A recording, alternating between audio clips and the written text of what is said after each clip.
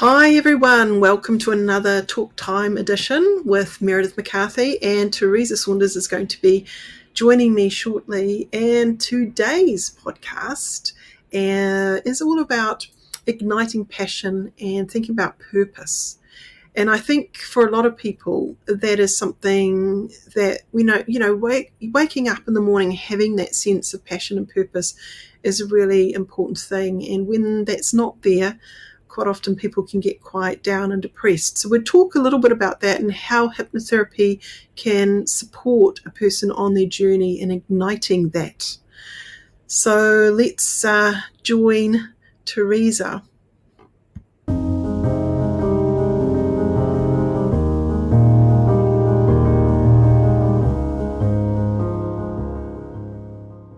Hi there. We missed you last week.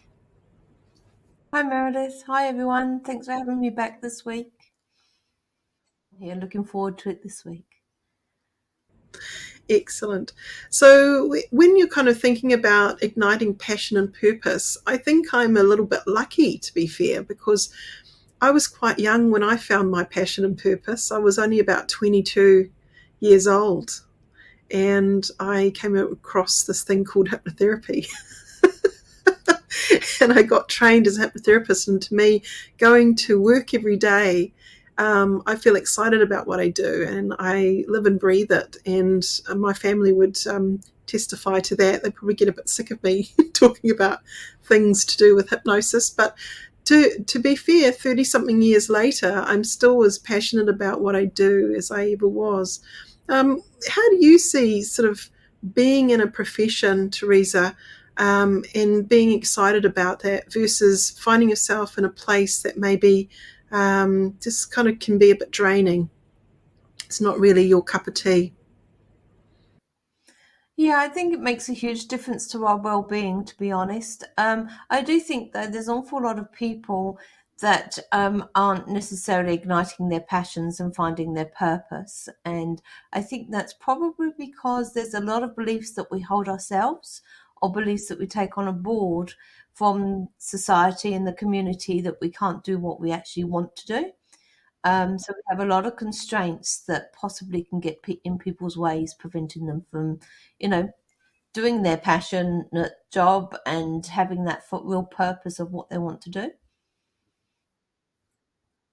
Definitely. I think I was really lucky in a weird way because my father was an entrepreneur.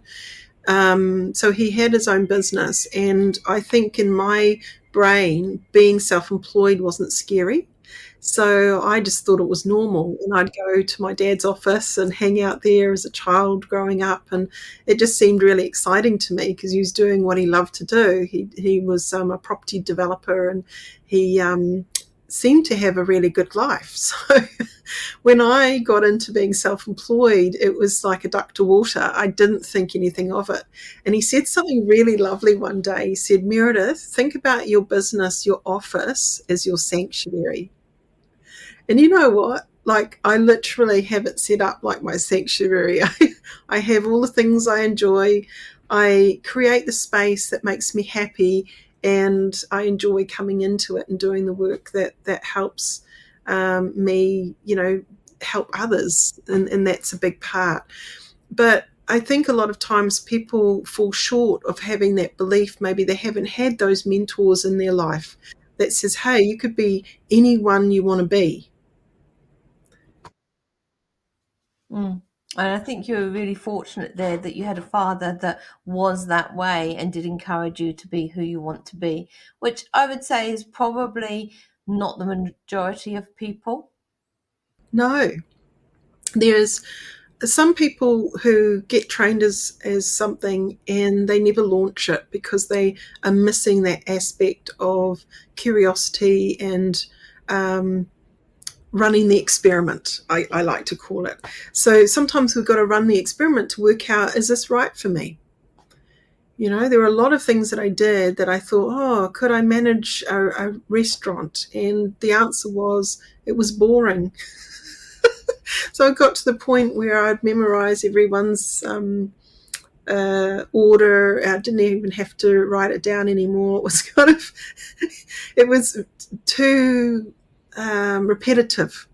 And I didn't particularly like the drunkard people coming in and serving them. And I thought, oh, one day, I know I need to be the one being served, not the one serving.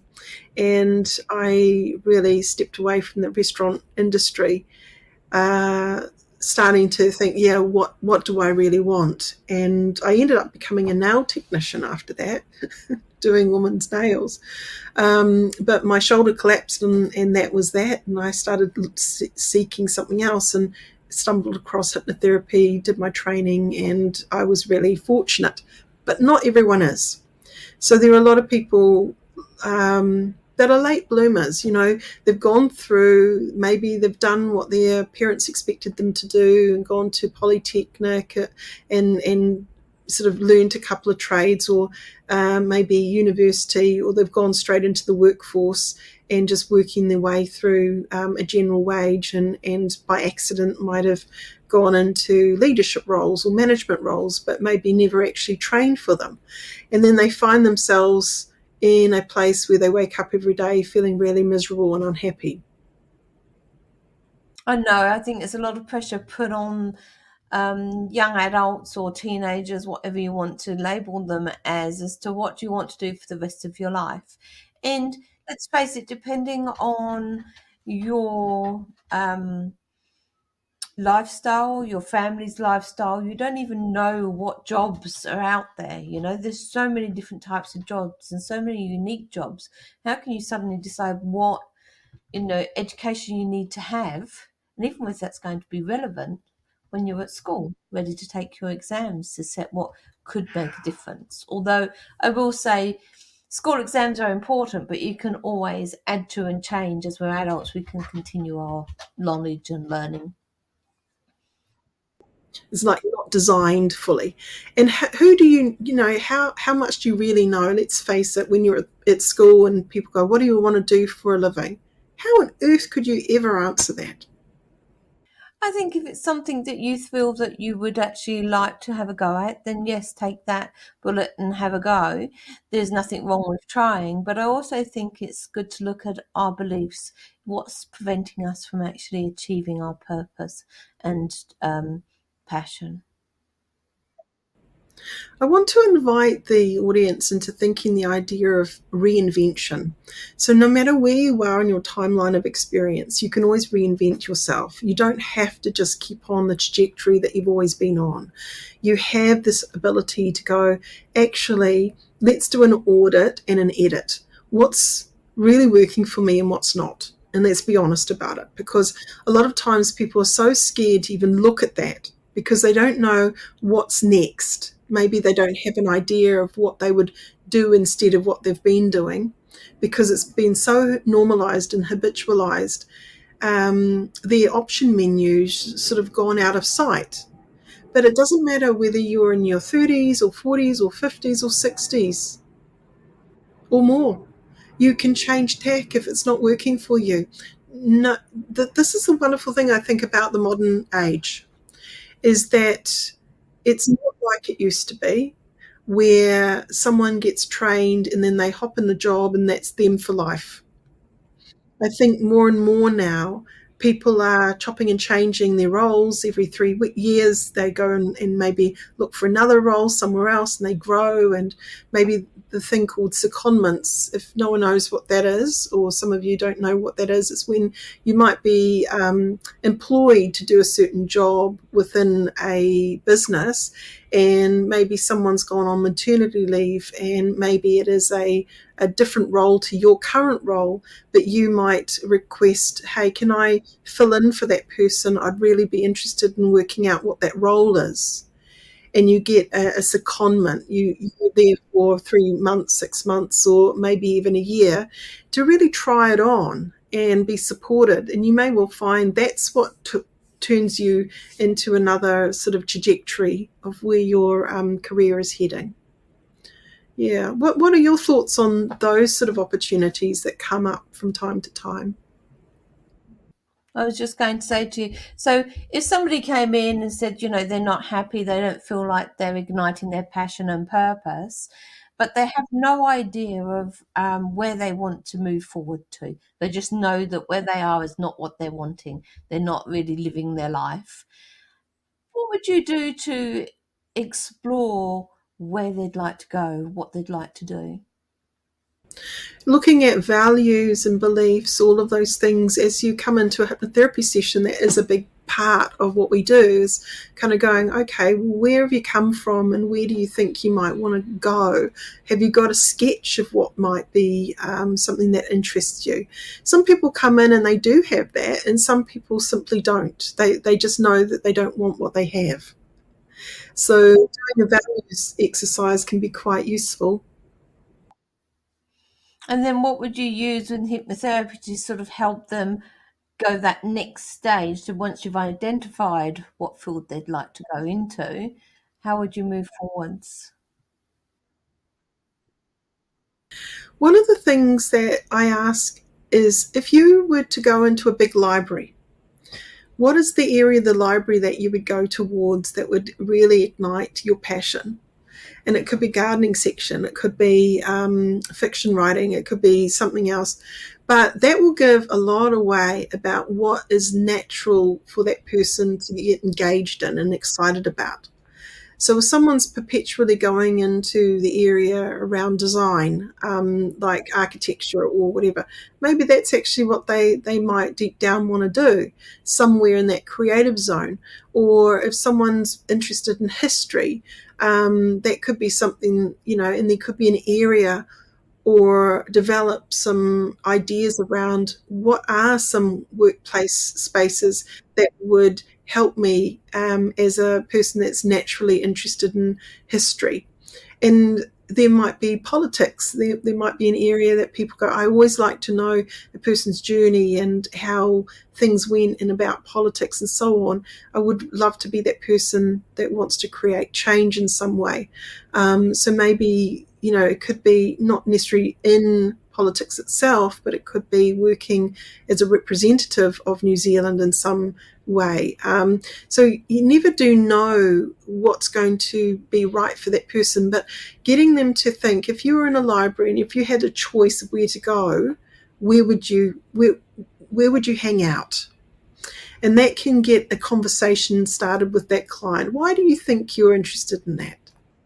Have you always been interested in that? And is there a monetization aspect of that? Is there an area that maybe you could look at? And I actually ask, have you ever thought about being self-employed if they haven't been self-employed? And quite often there's a quiet yes, but I don't know where to begin. So that can be, okay, so you don't always want to be working underneath someone. And then you've got definitely those people go, oh no, never, no, doesn't interest me. Good. So we can suddenly go, okay, we can either go into what we call mainstream standard kind of jobs that you're working under something and for someone, or anything is possible in that entrepreneurial space. So for me, I'm kind of curious, and I ask a lot of those kind of questions of my client. Hmm. Sometimes with these sort of things, we have these sort of visualizations or dreams to say as to what something would actually be like if we were to do that and follow that career path. But in reality, sometimes it is far from what we've actually imagined that it's going to be like. So I do think, yeah. Well, quite often we can get them to imagine their future self thriving and what that looks like, sounds like, feels like. We might get them to try that on in that virtual way and see whether that sits well. We might even get them to hover above that timeline of possibilities and see all the little steps that they've taken to get to where they want to go. Now, another little exercise, if they've got a number of interests, let's say that do come up, but they really don't know much about the industry. Hypno coaching is a big part of what I do as well. So I'm coaching someone through some strategies and ideas around how they might qualify, whether that's for them or not.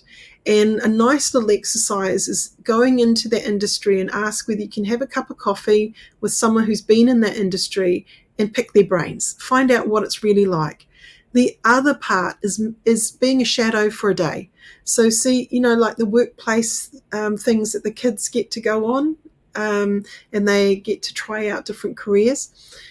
Well, as an adult, there's nothing stopping you from doing a bit of a cold call or finding out some friends and neighbours or whatever who might be in certain industries. Say, look, I've never really understood what that's like. Would I be able to come in and just be a shadow for a day or two to sort of, you can show me what you do so I can get a bit of a feel for it.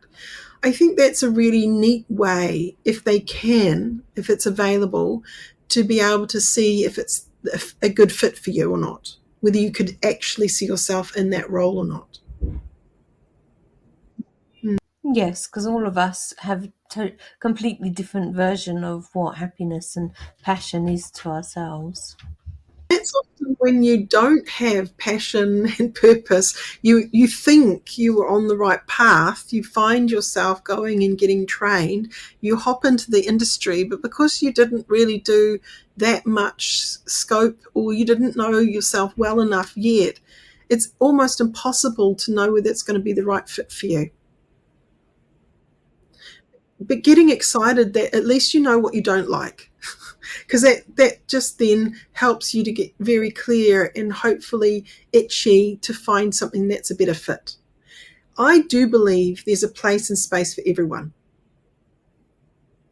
I really do. I think, and it doesn't have to be this flashy, well paid job either. It just needs to make you happy. So when you're waking up every day, it excites you on some level. It gives you this level of satisfaction, whatever that is for you. That's often, In some ways, very similar to what you've already said. I mean, yeah, looking at their interests, their hobbies as a starting place if they're not too sure of what they want to do. And I think sometimes, yes, money is a good thing to actually be able to gain from your passion and your purpose. But not everybody necessarily needs that money because they're already in a financial relationship where maybe they don't need to be earning money, but they could, you still want to ignite that passion and purpose within you because it gives you a sense of um, living, I think, and sort of fulfilling your life if we have that desire for passion and purpose in things.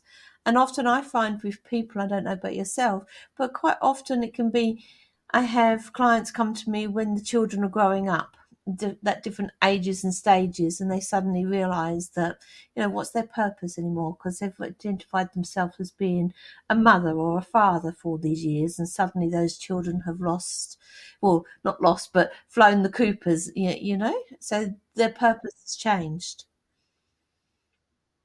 I remember years ago, I had a friend who worked in a photocopier place, and for whatever reason, I love to collate things. I like to bind them and use the big guillotine and put them through, and I'd go, oh, Dot, have you got any jobs, big jobs that you need help with? And she'd go, yes. And I'd be there for hours just helping her for nothing, for free. But you know what? Because I'm a trainer and I do trainings, I get to do that for myself. I get to photocopy them and collect them, bind them, and I'm just thinking, what have I got here? So I get to create it, but I get paid for it, thankfully now, because I earn a living. But it's those little skills and those things in business, they excite me. Funny enough, but it's again, if I hadn't have found hypnotherapy, maybe again in that kind of tactile way, that might have been a journey I might have gone on. Who knows? So, for you, what are your thoughts on passion and purpose? How might you go about working with a client? One of the small ways I will sort of suggest to some of my clients with actually doing that is by practicing gratitude and small acts of kindness. See how many people you can give a smile today. Get place a smile on their face. It could be just saying good morning or how are you, or smiling at them and seeing Often somebody smiles at you, that smile's infectious, and then that carries on throughout. So it doesn't always have to be huge things to ignite your passion, your purpose. Yes, and it's not always about earning a living, but because I guess a majority of our week is spent at work, that can be a big part of it. But outside of work, what are you doing? Are you doing those things that fill you up? Are you connecting with community? So one day when you do retire or you are sort of not working anymore, are you in a lifestyle that's fulfilling you? So if you're someone who loves to travel, are you making sure that that happens? Are you planning for it? Are you committing that time and energy to make that a reality? So it's not always about your living, but also about you as an individual. What makes you happy? What floats your boat? And your children aren't always going to be around you. Maybe they go overseas, and you suddenly go, oh, I can't hang out anymore, or those normal things that happens when your children grow up. They become their own beings in a way, and then you go, oh, okay, so now I need to look after me. So what does that look like? And that can be huge. That empty nest actually is a big thing that people do go through, is that shift of roles. Suddenly you're not having to be there like you once were, supporting your children. For those that have never had children, again, they might get to a place where they go, oh, I'm sick of living here in this area of the world. I'm going to move overseas. And building community is really hard. And finding how to connect into what makes sense to them. And I recall a good friend of mine, she went from Australia to living in a small township called Nelson. And it was quite hard for her at the beginning because people had already formed solid friendships. So for her to break in and build new friendships with people took quite a lot of effort. But I can remember a couple of years down, she was having people over all the time, and her world had completely changed, and she'd found a passion and purpose, and she was moving towards that time of retirement. And so she was going out from seeing clients to having all of her time back for herself. So she started doing art and learning how to paint, and she set up her studio in her house to kind of play and do that. And then she got more and more into different things like Nia and different sort of different things, hobbies. And so she filled her world with things she felt excited about, passionate about. Not everyone is fortunate to do that, and I get it. Sometimes we might have someone who we're looking after, maybe an elderly parent or something where we need to put ourselves on hold for a while. But even in those times, we've got to feed or nourish our needs too. So that can be, just part and parcel of those phases of life that we go through. So a lot of people who come in present with this sort of dullness, the depression, the stress and anxiety and the burnout, because they've been juggling all these balls for everyone else and they haven't been filling their own vessel. Yeah, look at what hobbies you've got, and maybe pick up a hobby that you used to do in the past, but you've sort of got so tied up in your everyday life and work life that you've let that hobby go. I mean, whether that's sort of gardening or crochet, or learn a new hobby, um, which again you can then connect with other people in the community, and you'll soon find out whether that's a passion that you actually want to follow. Um, if it's not, that's okay. You've learned it wasn't for you. Go try something else. It's about trying. Life doesn't need to be on the same path all the time. We can branch off and come back again and, yeah, move from side to side. Being on, like, having a sense that you're contributing definitely can be something that helps people feel more buoyant. So if we look at depression studies, they had a group of people who are depressed and they got them to look after themselves by exercising regularly, eating better, getting enough sleep, those basic there. But the most important part was a sense of community. So none of them had, in this particular group, none of them had ever had anything to do with gardening. But they decided to get them all to create a community garden. And so they had a sense of purpose to work together towards learning and creating the space. And all of them reported back a significant change in their feeling of purpose, their feeling that they had something to look forward to, and a sense of community. So I think that is something to really consider. How big is your sense of purpose in community currently?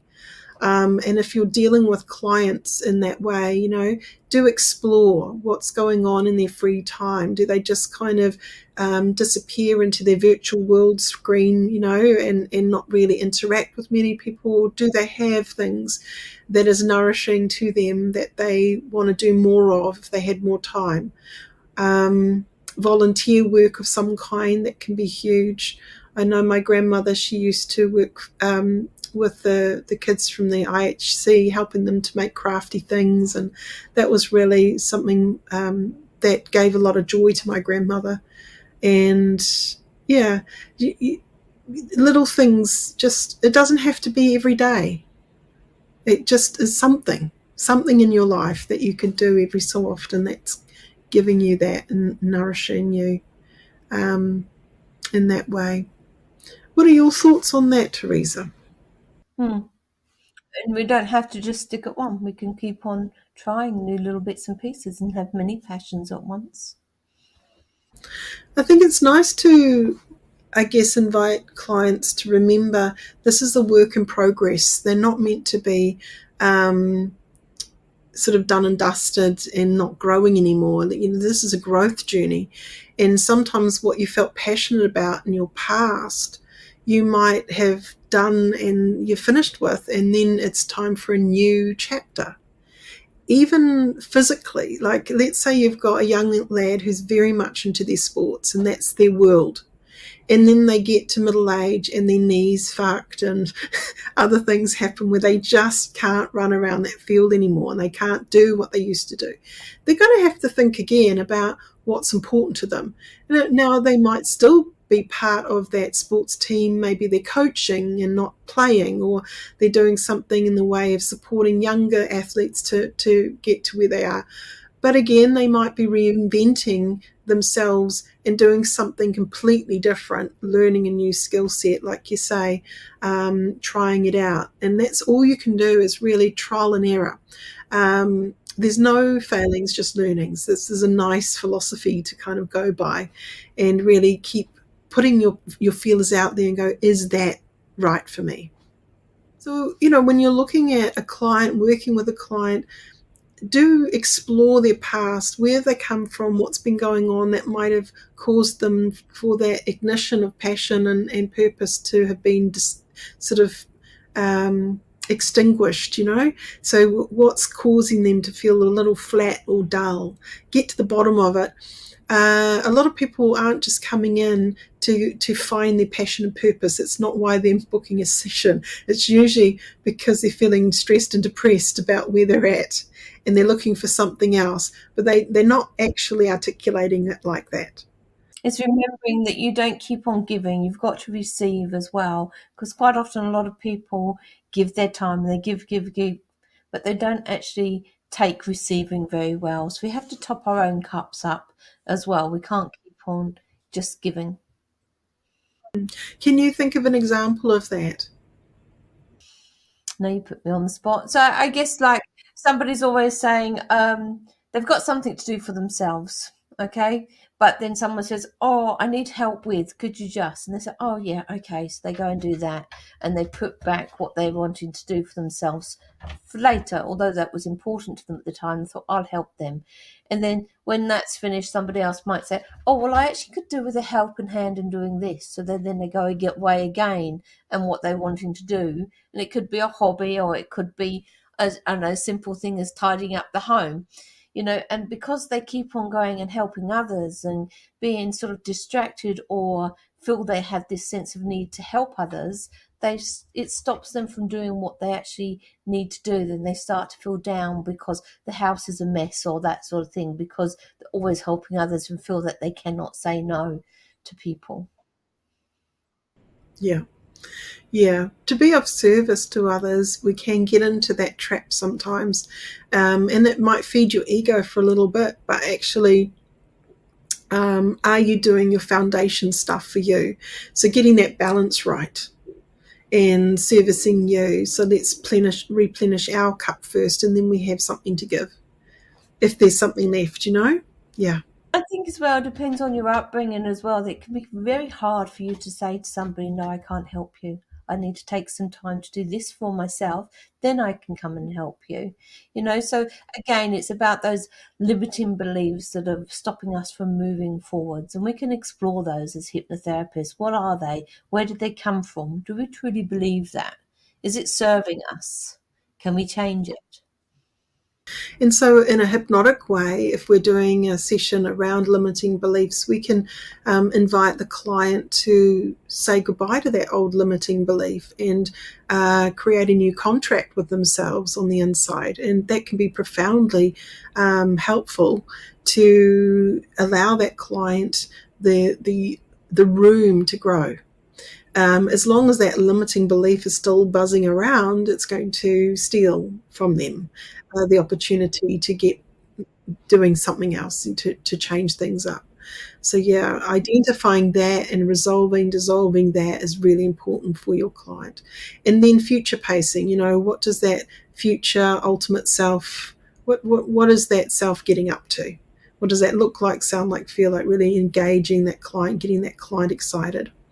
I just had a young woman I was working with, and she's got a product that she has in the marketplace, and she was getting a bit negative because the sales have been down and so on. So we talked about strategy, and she said, I've got this speech that I'm going to be doing about my journey in marketing and so on. And I said, okay. So she said, but it's been keeping me up at night, and I feel really excited about it, but all these other people are going to be on stage as well, have been in this for years, and I'm just a newbie, so who am I? And I said, well, what are you going to talk on? She said, I'm going to talk about social marketing and things, and it's something I feel really passionate about. I'm like, well, speak from your heart then. And she said, yeah, that makes sense. And this is where you're got to key in sometimes, what's the client saying, what's their dilemma, what's kind of causing them a bit of stress, and how do you listen and then notice those passion words popping out. So yeah, that's what I feel passionate about. That person will label it quite often, and then you go, well, speak from that passion place, speak from your heart when you're up on stage. What do you want to share that's important for you to pass on to them from your heart to theirs? And she was immediately able to talk about that. I said, okay, so there's the structure. And she went away feeling a whole lot better and clearer about what she was going to do. But she was doing really well, and then this sort of challenge came up, and she was just feeling depleted on the inside, getting negative again, and worrying and concerned about how that was going to be. So as hypnotherapists, sitting in a room and listening, what is going on for the client? They're all going to be different. That negative voice is going to be filled with different things. So be curious. What is the client saying to themselves? What's triggered it? Because it was fine until something happened. There was a change point. So what was that change? Do identify that. And that's what I was going to say, is don't just assume the reason why your client is feeling that way and what caused them to feel that way, because they're not you or a client that you've had previously. They may have their own reasons for feeling that way, and often they do. It's not one hat fits all type of thing. Do explore, do be curious. So on that note, we're going to finish up for today's talk time. I hope that was helpful, getting people to think about what maybe even your passion and purpose is, and maybe it's becoming a hypnotherapist. And if it is, check out the school. We have the course just for you. Check out the school, and maybe you will wake up like me every day feeling excited about what you're doing and how you're helping people.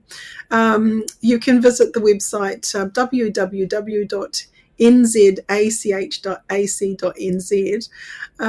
Now, next week's talk time is going to be really around, it's still on that, I guess, the series that we're doing, the emotional sort of series. So, enhancing communication and skills. There are a lot of clients that come in there, and that is a bit of a prickle point for them. They are not feeling very confident in their ability to communicate, and it can really bring them down in their workplace, bring them down in their home life. There's all sorts of things. So we're going to talk about enhancing communication skills and what we do as hypnotherapists to help people with that. I think it would be neat also to talk about anchoring in. And there's an NLP exercise that I might invite people to play with next time, which is the circle of excellence. You've done that, haven't you? I've used that quite often, yes. You've got to pick your clients that you use it with, but I find that a powerful tool to have in my toolkit. So that can be a really nice one to add into that feeling of confidence in communication, so we can enhance state. So next week, yeah, tune in. We're going to do more of that. And thank you again, Teresa, for coming in and talking with me today. Now, and it's exciting. I'm seeing our subscribers slowly going up, but it really helps us a lot if you do like listening to the series to push that subscribe button and like it and share it. I really want to get it out to the world in a bigger way and normalize hypnotherapy and hopefully excite people who are on their hunt for their passion and purpose as hypnotherapists out there. So, yeah, if you have any questions, please feel free to get in touch and comment below. But yeah, again, thank you everyone for joining us today on this series and this talk time. You're welcome. I've had a good time. Now, I'd like to, before we go, just say to people, like, subscribe, and share this video, please. And if you've got any comments, comment below or get in touch with us via the website. Bye. See you all next week. Bye.